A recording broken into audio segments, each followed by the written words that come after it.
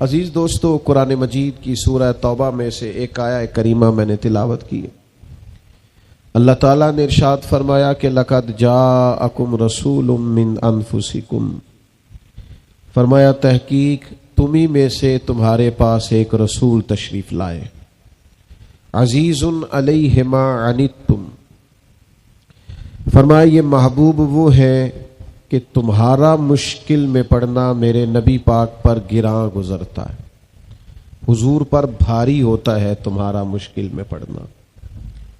حریص علیکم، وہ تمہاری بہت بھلائی چاہنے والے. بالمؤمنین رؤوف الرحیم، مومنوں پہ رؤوف بھی ہیں اور رحیم بھی ہیں. میرے عزیزو، نبی پاک علیہ السلام کی یہ شان ہے کہ امت کو کوئی تکلیف پہنچے، امت کسی آزمائش میں آئے، امت کسی تکلیف سے گزرے تو یہ چیز حضور علیہ السلام پر گراں گزرتی. نبی پاک صلی اللہ تعالی علیہ وسلم کو یہ بات تکلیف دیتی ہے، اس لیے کہ محبوب حریص علیکم ہے، بہت بھلائی چاہنے والے. بہت سارے لوگ ہماری بھلائی چاہتے ہیں، ہمارے اساتذہ، ہمارے مشائخ، ہمارے مخلص دوست، ہمارے ماں باپ، سب ہماری بھلائی چاہتے ہیں، لیکن ہماری اتنی بھلائی کوئی نہیں چاہتا جتنی مدینے والے محبوب چاہتے ہیں. ہمارے سب سے زیادہ خیر خواہ، ہمارا سب سے زیادہ احساس کرنے والے، ہماری تکلیف کو، ہمارے دکھ کو، ہماری پریشانی کو سب سے زیادہ سمجھنے والے اگر کوئی ہے تو وہ ہمارے نبی پاک صلی اللہ تعالی علیہ وسلم. حضور ہماری تکلیف کو سمجھتے ہیں اور جس جس چیز کی جس مقام پر ہمیں حاجت ہے، محبوب وہ چیز ہمیں عطا کرتے ہیں. سب سے بڑی تکلیف کسی شخص کے لیے یہ ہوتی ہے کہ وہ ہدایت کے راستے سے دور ہو، اس کی آنکھوں کے سامنے گمراہی کا پردہ آ جائے، اس کی سوچیں وسوسوں کا شکار ہو، اس کا مزاج بے یقینی والا ہو، سوچیں ڈگمگاتی ہوں. یہ سب سے بڑی کسی شخص کے لیے تکلیف ہوتی ہے. جب کسی آدمی کو ہدایت کا نور مل جائے، نبی پاک صلی اللہ تعالی علیہ وسلم کو سب سے زیادہ اس بات کا دکھ رہتا تھا کہ میری امت ہدایت یافتہ ہو جائے، یہ کلمہ پڑھ لیں، ایمان مضبوط ہو جائے، یقین کی دولت انہیں مل جائے. اس بات کا بڑی شدت سے محبوب احساس فرماتے. آپ کبھی اس باپ سے ملیے گا جس کا بیٹا کسی غلط رستے پہ چل رہا ہو، اس ماں سے ملیے گا جس کا نازوں سے پالا بیٹا خدا نہ خواستہ نافرمانی کر رہا ہو. وہ جب آپ کے سامنے اپنا دکھ رکھیں گے، تکلیف رکھیں گے، تو آپ کو اندازہ ہوگا کہ وہ کس کرب کا شکار ہیں. جب بچے بگڑتے ہیں تو محسوس ہوتا ہے کہ ساری کمائی لٹ گئی. ماں باپ جب اولاد کے بگڑ جانے سے اتنی تکلیف میں ہوتے ہیں تو بتائیے جو ماں باپ سے بھی بڑھ کر پیار کرنے والے. نبی کریم صلی اللہ تعالی علیہ وآلہ وسلم بڑی شدت کے ساتھ اس بات کا درد محسوس کرتے تھے کہ لوگ دین کی طرف آ جائیں.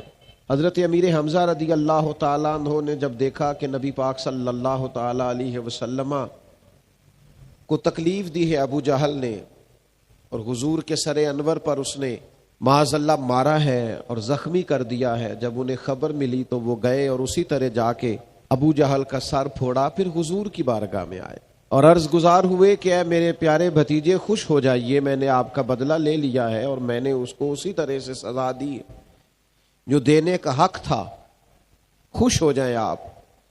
تو حضور فرمانے لگے چچا میں اس طرح تو خوش نہیں ہوتا. تو محبوب آپ کیسے خوش ہوتے ہیں؟ فرمایا آپ کلمہ پڑھ لیجئے میں خوش ہو جاؤں گا. آپ دین کی طرف آئیے، آپ ہدایت کا راستہ اختیار کیجئے، آپ شریعت اسلامیہ کے اصول اور ضابطے اپنا لیجئے، میں خوش ہو جاؤں. کوئی شخص اگر گمراہی سے نکل آئے، ہدایت کی طرف آ جائے، یہ اس بندے کے لیے بہت بڑی نعمت ہوتی. اللہ کے رسول اس کے لیے بڑی کوشش کرتے، بازاروں میں جاتے، منڈیوں میں جاتے، طائف میں تشریف لے گئے، سرداروں کہ ٹولیوں میں جا کر پیغام دین دیتے، حضور کو کسی کے گھر جانا پڑتا تو تشریف لے جاتے، لیکن چاہت یہ تھی کہ لوگ صاحب ایمان ہو جائیں۔ ایک نوجوان لڑکا حضور کی خدمت میں آیا کرتا تھا، محبت کرتا تھا وہ ایک یہودی کا بیٹا۔ جب بیمار ہو گیا تو نبی پاک تیمارداری کے لیے تشریف لے گئے، وہ خوش ہو گئے، غریب لوگ تھے۔ یہ تو کرم بالائے کرم ہو گیا کہ محبوب آ گئے۔ جب اس بچے کی آنکھوں میں محبوب نے اپنے لیے پیار دیکھا تو پتہ ہے سرکار نے مطالبہ کیا کیا؟ حضور نے فرمایا کلمہ پڑھ جا، مسلمان ہو جا۔ اس لیے کہ کسی شخص کے لیے سب سے اعلیٰ تحفہ محبت کرنے والے کے لیے حضور یہ سمجھتے تھے کہ وہ مسلمان ہو جائے، وہ دین کی طرف آ جائے، وہ راہ سنت کو اختیار کرے، وہ شریعت کا راستہ اختیار کرے۔ یہ سب سے بڑی چاہت ہے حضور کی۔ اس نوجوان نے کلمہ پڑھ لیا، پہلے اپنے والد کی طرف دیکھا، والد کہنے لگے بیٹا جیسے محبوب فرماتے کر لے۔ پھر وہ مسلمان ہوا، اور مسلمان ہوا تو روح پرواز کر گئی۔ اب محبوب جب اس کے کمرے سے باہر آئے تو پتہ کیا فرمایا؟ حضور فرمانے لگے اللہ کا شکر ہے جس نے میری وجہ سے اسے دوزخ کی آگ سے بچا لیا۔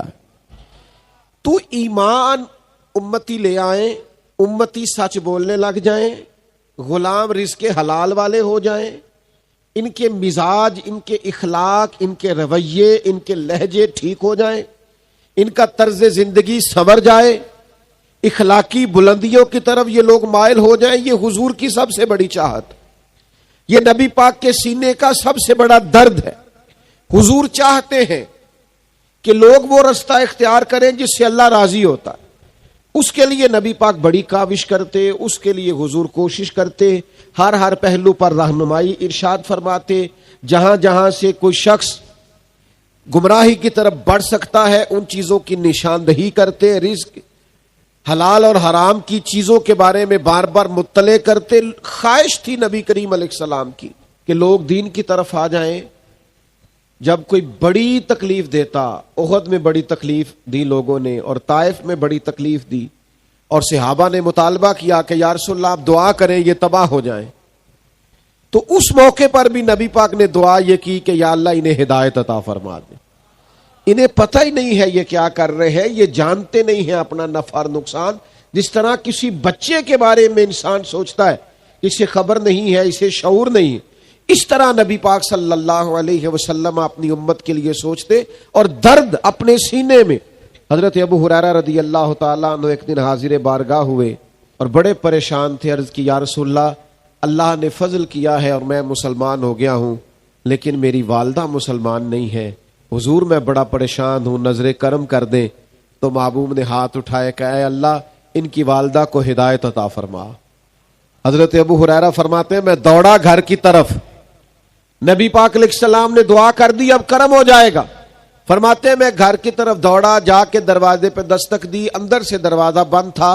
میری والدہ کہنے لگی ذرا صبر کر، میں غسل کر رہی ہوں۔ فرماتے ہیں اماں غسل کر کے باہر آئی، اور جیسے ہی میرا آمنا سامنا ہوا میری ماں نے کلمہ پڑھنا شروع کر دیا۔ تو میرے عزیز، اخلاقیات کا سنور جانا، رویوں کا درست ہو جانا، لب و لہجے کے اندر حسن کا آ جانا، اخلاق کا نکھر جانا، یہ حضور چاہتے ہیں، نبی پاک کا مطالبہ ہے۔ تو یاد رکھیے گا جیسے جیسے امتی ہدایت کا راستہ اختیار کرتے ہیں، جیسے جیسے اخلاق کا راستہ اختیار کرتے ہیں، جیسے جیسے تقوی کا راستہ اختیار کرتے ہیں، ویسے ویسے نبی پاک راضی ہوتے ہیں، ویسے ویسے حضور علیہ السلام خوش ہوتے ہیں۔ دوسرا جو حضور کے سینہ نور میں بہت زیادہ درد تھا نا، وہ یہ تھا کہ میری امت پر احکامات آسان ہو۔ حضور نہیں چاہتے کہ امت پر سختی ہو، آزمائش ہو، آسان احکامات۔ حضرت سیدہ عائشہ صدیقہ رضی اللہ تعالی عنہا بیان فرماتی ہیں کہ اگر نبی پاک علیہ السلام کو اللہ کی طرف سے اختیار دیا جاتا نا کہ امت کے لیے یہ قبول کر لے یا یہ قبول کر لے، تو حضور وہ چیز قبول کیا کرتے تھے جو امت کے لیے آسان ہو۔ دیکھیں نا، چند دن حضور نے نماز تراویح پڑھائی اور پھر چھوڑ دی، فرمایا مستقل پڑھاتا رہا تو کہیں تم پر فرض نہ ہو جائے۔ اب وہ سنت شہری ہے، لیکن نبی پاک علیہ الصلوۃ والسلام نے اس لیے چھوڑ دی کہ کہیں ایک شخص نے پوچھا، سرکار نے فرمایا حج فرض ہے، اس نے پوچھا ہر سال فرض ہے؟ کریم خاموش ہو گئے. پھر پوچھا ہر سال فرض ہے, حضور خاموش ہو گئے. جب اس نے تیسری بار پوچھا تو فرمایا جو میں کہوں کر لیا کرو, اگر میرے منہ سے نکل جاتا ہر سال فرض ہے تو ہر سال فرض ہو جاتا, تمہیں تکلیف ہوتی. نبی کریم چاہتے ہیں آسان شریعت, آسان, لوگ مشکل میں نہ آئیں. حضور علیہ الصلوۃ والسلام آسانی چاہتے ہیں. حضور علیہ السلام نا وصلی روزے رکھا کرتے تھے, یعنی آج روزہ رکھا, کل پھر رکھ لیا, پرسوں پھر رکھ لیا.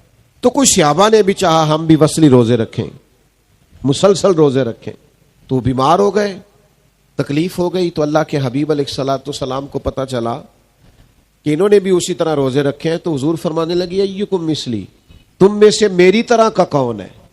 میں تو اپنے رب کے پاس رات گزارتا ہوں, کھلا بھی دیتا ہے, پلا بھی دیتا ہے. تم ایک دن روزہ رکھا کرو اور ایک دن چھوڑا کرو. پابندی لگائی. جب کچھ صحابہ نے عرض کیا تھا کہ ہم ہر روز رات کو نفل پڑھیں گے, ساری رات ہر روز نفلی روزے رکھیں گے, تو نبی کریم نے فرمایا نہ بھائی, میں تم سب سے زیادہ اللہ کو جانتا ہوں اور میں تم سب سے بڑھ کر رب سے ڈرتا ہوں. میں تو روزہ بھی رکھتا ہوں, افطار بھی کرتا ہوں, میں تو عبادت بھی کرتا ہوں اور کچھ وقت رات کا آرام بھی کرتا ہوں. اللہ کے حبیب صلی اللہ تعالی علیہ وسلم آسان شریعت. بعض لوگوں کو نا ناراض نہ ہوئیے گا, ان کو نا نیکی کا بخار بھی چڑھ جاتا ہے معاذ اللہ. وہ ذرا ذرا سی باتوں پہ ناپتے تولتے پھرتے ہیں, اس نے یہ کیوں نہیں کیا, اس نے یہ کیوں نہیں کیا, یہ بیٹھا کیوں نہیں ڈھب سے, کھڑا کیوں نہیں ہوا ڈھب سے, یہ دیکھیں یہ فلاں کام اس نے. بعض مستحبات پر بھی اتنا زور دیتے ہیں, اتنا زور دیتے ہیں. وہ خدا کے بندو, جب نبی پاک علیہ السلام نے کچھ چیزوں میں گنجائش دی ہے, جب سرکار نے بعض چیزوں میں امت کے لیے آسانی کی ہے, اور یہ حضور کے سینے کا درد ہے, یہ عزیز علیہ ما عنتم کی تفسیر ہے, تو پھر آپ بے جا سختی, بلا وجہ کی سختی, جو سختی شریعت میں نہیں ہے وہ سختی آپ کر رہے ہیں اور اس کا نتیجہ ٹھیک نہیں نکلتا. بعض لوگ اتنا مشکل دین بیان کرتے ہیں, اتنا مشکل کہ وہ لوگ سمجھتے ہیں کہ یہ تو میرے پاس کی بات ہی نہیں. یعنی میں نے بعض لوگوں کو دیکھا ہے کہ وہ ولی کی شان بھی اس طرح بیان کرتے ہیں کہ بس یہ ولی کر سکتا ہے, اس کے علاوہ کوئی نہیں کر سکتا. تو لوگ سمجھتے ہیں بھئی یہ تو بڑا مشکل کام ہے, کوئی داتا صاحب ہوگا تو یہ کام کرے گا, کوئی خواجہ معین الدین ہی ہوں گے تو یہ کام کریں گے. وہ خدا کے بندو, وہی قرآن خواجہ صاحب پڑھتے ہیں, وہی آپ پڑھتے ہیں, وہی داتا صاحب پڑھتے ہیں, وہی آپ پڑھتے ہیں. نبوت کا دروازہ بند ہے, ولی تو قیامت تک ہو سکتے. تو ہم کیا کرتے ہیں کہ بعض چیزیں اتنی مشکل کر کے بیان کرتے ہیں, اور پھر ہمارے ہاں چونکہ کرامتوں کا بھی ایک سلسلہ چلتا ہے تو وہ ایسی انوکھی انوکھی کر کے بیان کی جاتی ہیں کہ وہ ماوراء العقل چیزیں چلی جاتی. تو شریعت کا وہ خاص حسن جو آسانی والا ہے, جس کا مطلب یہ ہے کہ اس پر عمل کیا جا سکتا ہے. ہاں, ہر چیز میں رخصت کو تلاش نہ کریں, آپ ہر چیز کو مشکل اپنی طرف سے نہ بنا دیں, لیکن یہ کہ وہ والا دین کا پہلو بیان نہ کریں. نبی پاک علیہ السلام جو دین لے کے آئے وہ تو قابل عمل ہے, وہ تو آسان ہے, وہ تو پیار والا ہے, اس کے تو انسان قریب چلا جاتا ہے, وہ تو جاذبیت والا ہے. اس کو تو جیسے جیسے بندہ پڑھتا جاتا ہے اسے لگتا ہے یہ تو پیارا ہی بڑا ہے, یہ تو دین حسین ہی بڑا ہے. جیسے جیسے شریعت اسلامیہ کو انسان دیکھتا جاتا ہے, غور کرتا ہے, مطالعہ کرتا ہے, علم پاتا ہے, اسے احساس ہوتا جاتا ہے کہ یہ تو بڑا خوبصورت ہے, بڑا میٹھا ہے, بڑا قابل عمل ہے. ایک امام صاحب نا نماز پڑھاتے تھے لوگوں کو, یہ بخاری مسلم میں حدیث موجود ہے, نماز پڑھاتے تھے لیکن بہت لمبی نماز پڑھاتے, بہت لمبی. اب کچھ بیچارے ایسے لوگ بھی ان کے پیچھے کھڑے ہوتے جو سارا دن اونٹ چراتے رہے, محنت مزدوری کرتے رہے, لیکن بہت لمبی نماز پڑھاتے. تو لوگوں نے آ کے شکایت کی. آپ نے بات کو سمجھنا ہے.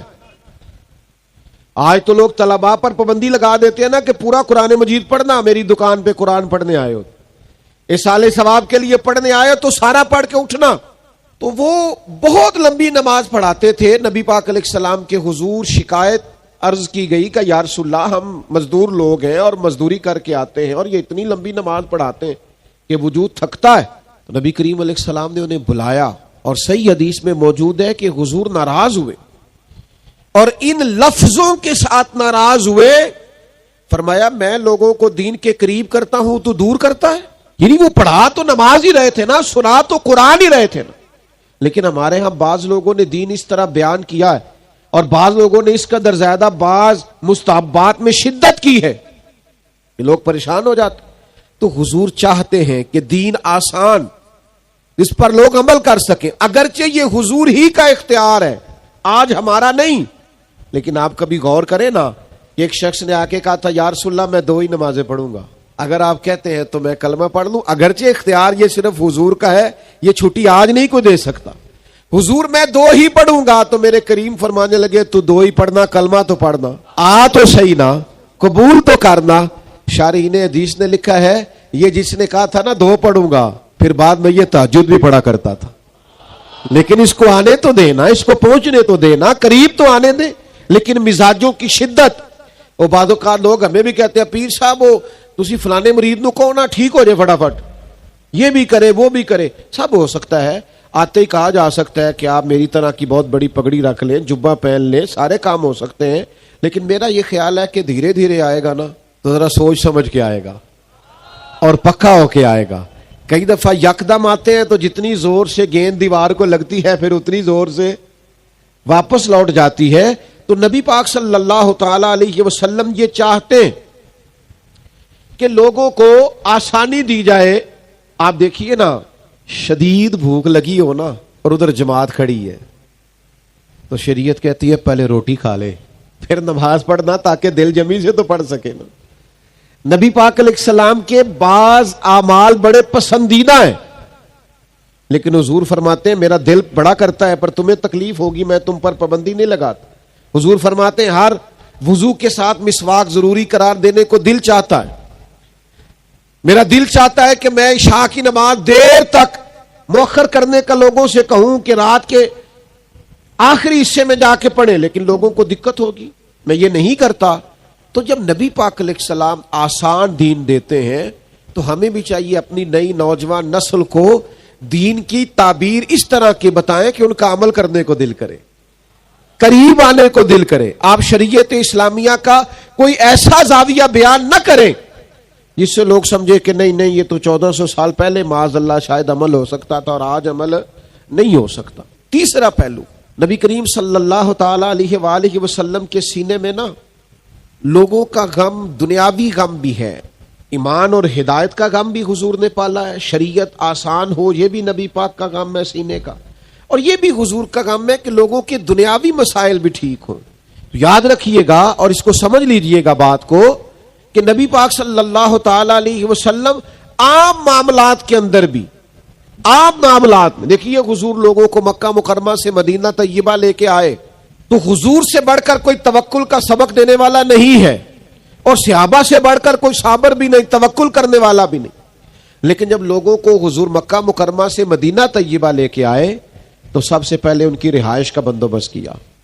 مہاجرین سے کہا انہیں بھائی بھائی بناؤ، ان کی رہائش، ان کی خوراک، ان کے کاروبار، ان کی ساری چیزوں کا نبی پاک نے خیال رکھا، توجہ فرمائی.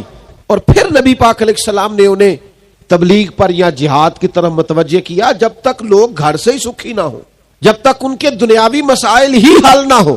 آپ یہ کیسے توقع کرتے ہیں کہ وہ کوئی دین کے کام میں پوری دلچسپی لے پائیں گے؟ میرے عزیز، نبی پاک علیہ السلام کے سینے میں یہ دکھ رہتا. یعنی حضرت ربیعہ بن کعب نبی پاک کو وضو کراتے، خدمت کرتے، ڈیوٹی کرتے، تو وہ صرف وضو کراتے تھے. تو یہ نہیں فرمایا چلو کراتا ہے تو کراتا رہے، آج کل جو رواج ہے. حضور نے ان سے پوچھا آپ شادی کیوں نہیں کرتے؟ ایک شخص صرف اتنی ڈیوٹی کرتا ہے کہ وضو کراتا ہے.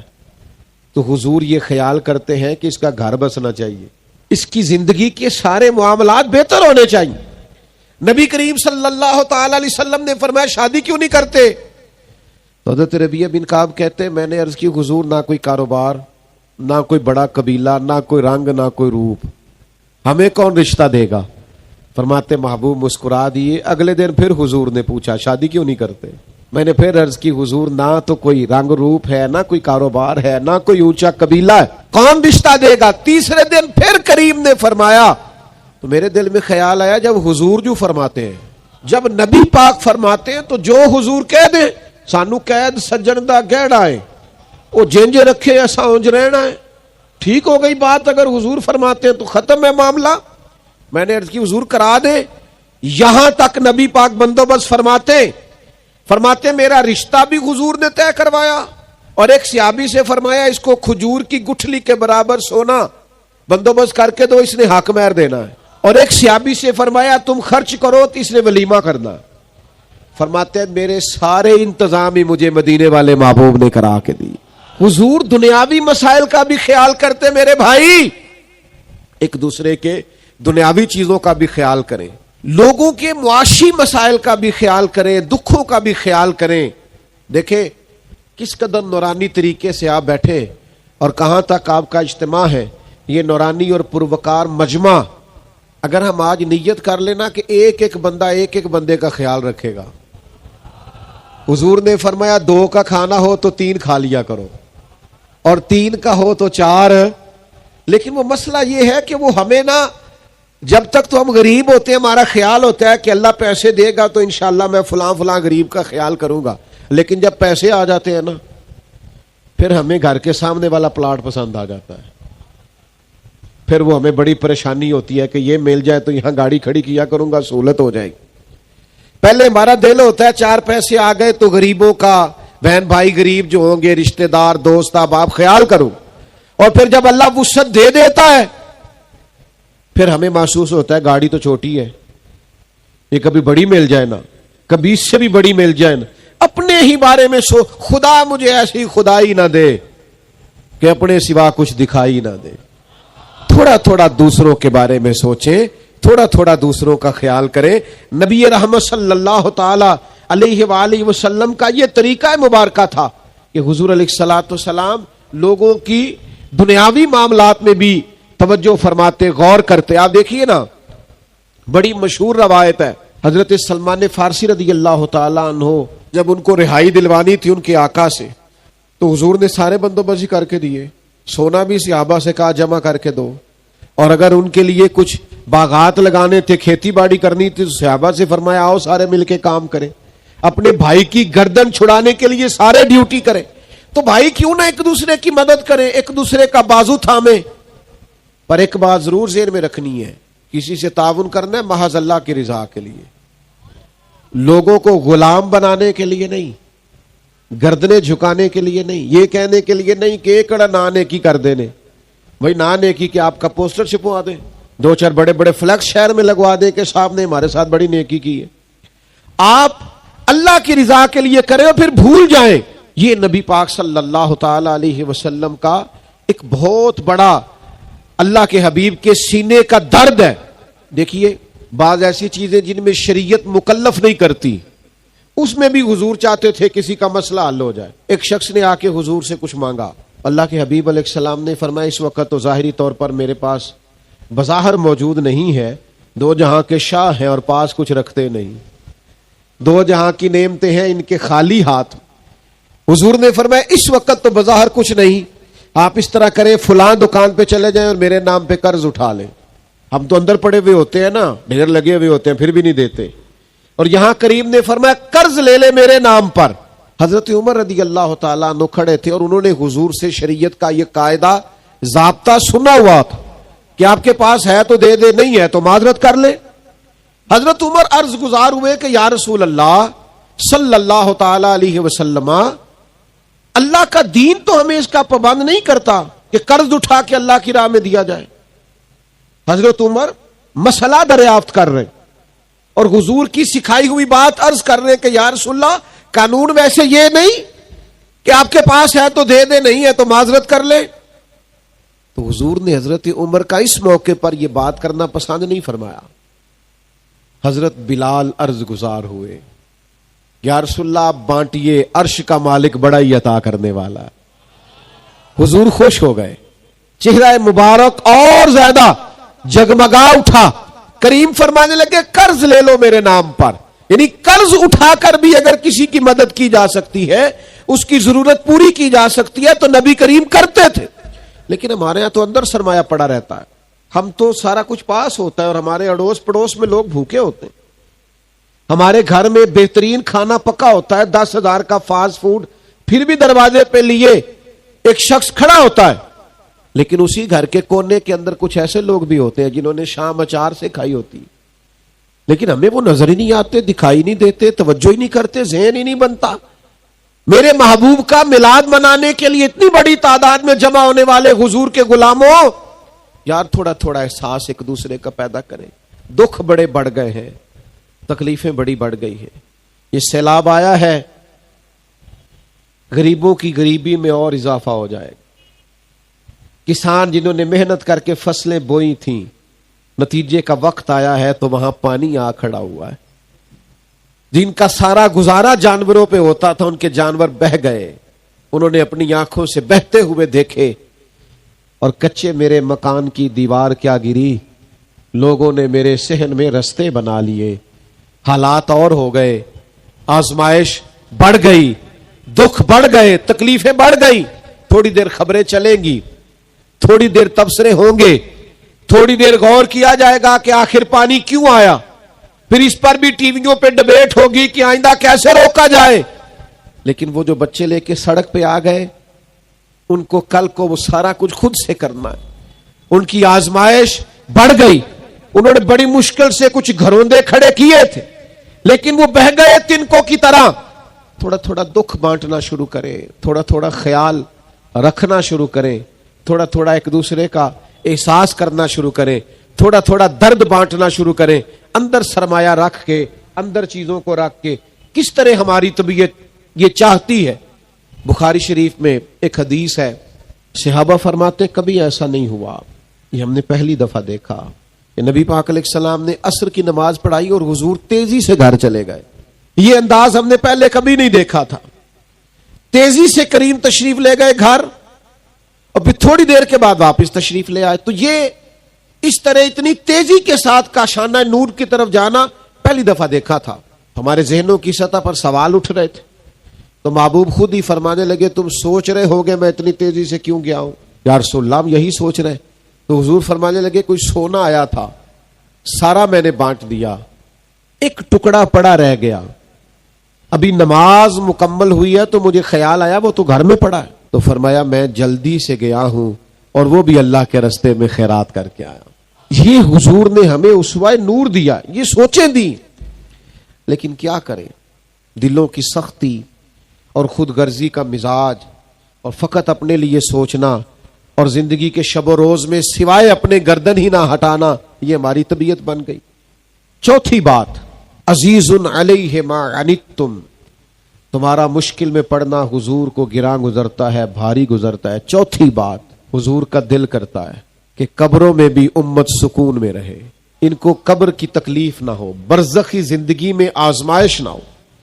نبی پاک صلی اللہ تعالی علیہ وسلم گزر رہے تھے، ایک قبر کے قریب سے گزرے تو جس سواری پر بیٹھے تھے وہ سواری بدکی، حضور اتر گئے اور کریم باہر کھڑے ہو کے اندر کی خبر دے رہے ہیں، باہر کھڑے ہو کے بتا رہے ہیں ان دو قبروں والوں کو عذاب ہو رہا ہے۔ ان کے گناہ یہ ہے کہ ایک پیشاب کے چھینٹوں سے نہیں بچتا تھا، ایک غیبت کرتا تھا۔ جو محبوب قبر کے باہر کھڑے ہو کے اندر کے حالات بتاتے ہیں، وہ جب اندر تشریف لے جائیں گے تو باہر کی خبریں نہیں رکھیں گے۔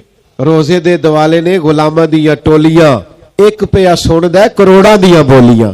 تو نبی کریم صلی اللہ تعالی علیہ وسلم نے دو تر ٹہنیاں منگوائیں اور قبروں پہ رکھ کے کہا جب تک یہ تر و تازہ رہیں گی عذاب میں تخفیف رہے گی۔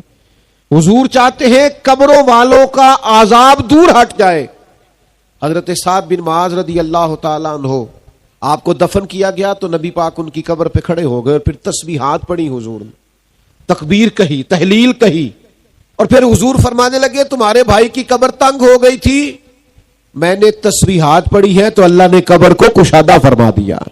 حضور چاہتے ہیں قبروں میں بھی راحت نصیب ہو، قبروں میں بھی، کہ وہ جو حضور کی زیارت ہوگی نا قبر میں، اس کی بھی شاید بڑی وجہ یہ ہے کہ جب حضور نظر آ جائیں گے نا قبر میں تو پھر کرم ہی کرم ہو جائے گا۔ پسے مردن فرشتوں نے جو تلاشی لی تو کیا نکلا؟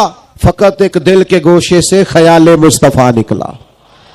پانچویں بات، حضور چاہتے ہیں آخرت میں کہاں سے کوئی اتنا لجپال اور کریم ملے گا جو قبر میں بھی زیارت کرائے اور میدان محشر میں بھی کھڑا ہو کہ تمہیں کوئی تکلیف نہیں آنے دیں گے۔ حضور چاہتے ہیں کہ قیامت والے دن بھی، آخرت میں بھی امتیوں کو راحت ملے، سکون ملے، اطمینان ملے، قرار ملے۔ نبی پاک صلی اللہ تعالی علیہ وسلم اپنی امت کی اخروی نجات کے لیے بڑے فکر مند ہیں۔ میں اور آپ رات کو سوئے رہتے ہیں، لیکن نبی پاک صلی اللہ علیہ وسلم راتوں کو جاگتے تھے اور کہتے تھے یا اللہ میری امت کی بخشش فرما۔ نبی پاک صلی اللہ تعالی علیہ وآلہ وسلم فرماتے ہیں میرے رب نے مجھے اختیار دیا 3 دعائیں، میں چاہوں تو کچھ بھی مانگ لوں اللہ عطا کرے۔ 3 دعاؤں کا اختیار دیا تھا۔ حضور فرماتے 2 میں نے دنیا میں مانگ لی، وہ اصل میں دعا ایک ہی ہے، حضور نے 2 دفعہ مانگی۔ دعا کیا ہے؟ یا اللہ میری امت کو بخش دے، یا اللہ میری امت کو معاف کر دے۔ اور حضور فرماتے ایک میں نے رکھ لی ہے، وہ قیامت والے دن مانگوں گا، وہ بھی حضور یہی مانگیں گے یا اللہ انہیں معاف کر دے۔ نہ مجھ سے بارے عمل اٹھے گا، نہ عضو ہی کوئی ساتھ دے گا، اگر کہے گا تو روز محشر خدا سے میرا نبی کہے گا سیاہیاں داغ صاف کر دے، اسے میرے مولا معاف کر دے، یہ میرا عاشق ہے وارثی ہے، میرا تو سب کچھ میرا نبی ہے۔ نبی پاک علیہ الصلوۃ والسلام فرماتے ہیں مجھے میرے رب نے اختیار دیا، میں چاہوں تو آدھی امت کی بخشش کروا لوں اور چاہوں تو اللہ سے سفارش کا حق لے لوں، اللہ نے مجھے اختیار دیا۔ حضور فرماتے ہیں میں نے اپنے رب سے نا شفاعت کا حق لے لیا ہے کہ یا اللہ مجھے شفاعت کا حق دے، میں سفارش کرتا جاؤں اور تو انہیں معاف کرتا جا۔ حضور قیامت والے دن سفارش کریں گے۔ حضور فرماتے قیامت والے دن اللہ تعالیٰ انبیاء کو نور کے ممبر عطا کرے گا، سب نبی ممبروں پہ بیٹھیں گے، لیکن حضور فرماتے ہیں میرا ممبر خالی ہوگا۔ یا رسول اللہ آپ کا کیوں خالی ہوگا؟ فرمایا نبی ممبروں پہ بیٹھے ہوں گے اور میں سجدے میں جا کے اپنی امت کی بخشش کی دعائیں مانگ رہا ہوں گا۔ میرے عزیز، حضور کو یہ غم رہا کہ امت کو ہدایت نصیب ہو جائے، نبی پاک کو یہ غم رہا کہ دین انہیں آسان ملے۔ حضور یہ چاہتے ہیں کہ امت کے جو دنیاوی مسائل ہیں ان میں آسانی ہو، حضور چاہتے ہیں کہ امت کے دنیاوی معاملات میں بھی آسانی ہو، اگر کوئی کسی کو کسی جگہ پریشانی ہے تو اس کا حل ہو۔ ایک مقام پہ حضور نے اعلان فرمایا کہ کوئی میرا امتی دنیا سے چلا جائے اور اگر وہ ترکہ چھوڑے تو وارثوں میں بانٹ دو، اور اگر اس کے ذمے قرض ہو تو میرے پاس آ جاؤ میں ادا کر دوں گا۔ حضور علیہ السلام چاہتے ہیں کہ امت کو برزخ میں بھی قبر میں بھی آسانی، حضور چاہتے ہیں محشر میں بھی ان کے لیے آسانی۔ مجھے بتائیے جب اتنی آسانیاں نبی کریم ہمارے لیے چاہتے ہیں، ہم اپنے لیے مشکلات کیوں کھڑی کرتے ہیں؟ کبھی جرم کر کے، کبھی گناہ کر کے، کبھی حرام کھا کے معاذ اللہ، کبھی لوگوں کا دل توڑ کے، کبھی آزمائش کھڑی کر کے، کیوں اپنے لیے ہم بوجھ کھڑے، اپنی جانوں پر کیوں ظلم کرتے ہیں؟ بعض ایسے گناہ بھی لوگ کرتے ہیں جن کا کوئی فائدہ نہیں، بلا وجہ جھوٹ بولتے ہیں، لوگوں کو ہنسانے کے لیے جھوٹے لطیفے سناتے ہیں، اپنے ذمہ گناہ اکٹھا کرتے ہیں۔ اپنے مزاج کے اندر آسانی لائیے، دھیما پن لائیے، ٹھہراؤ لائیے، جلد بازی کو نکالیے، بے چینی کو نکالیے، بے قراری کو نکالیے، الجھے خیالات کو نکال دیجئے، ایک دوسرے کا احساس پیدا کیجئے۔ دین بڑا آسان ہے، قابل عمل ہے، بڑی آسانی سے عمل کیا جا سکتا ہے۔ صرف ایسا کیجئے کہ اپنے سینے میں